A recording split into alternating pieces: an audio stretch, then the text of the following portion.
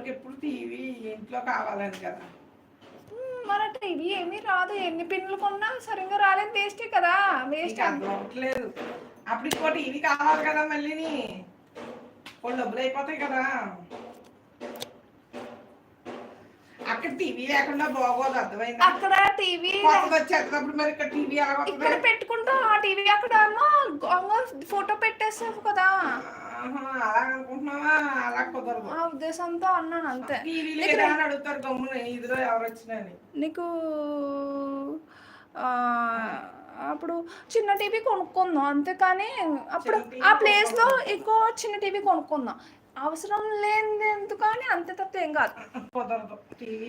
Hi hi, welcome back to my channel. సర్లే నీ ఇష్టం, నేనైతే చెప్పింది hi hi, welcome back to my channel. Today topic order చేసి ఓపెన్ చేస్తున్నాను, సో అందుకని లైవ్ చేస్తున్నాను.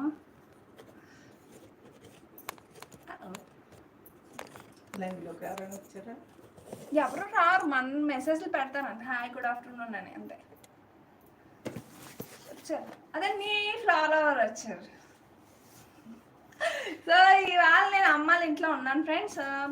కొన్ని సమ్ ప్రొడక్ట్స్, హెల్తీ ప్రొడక్ట్స్ మాట. Hi hello, healthy products open చేయాలనుకుంటున్నాను.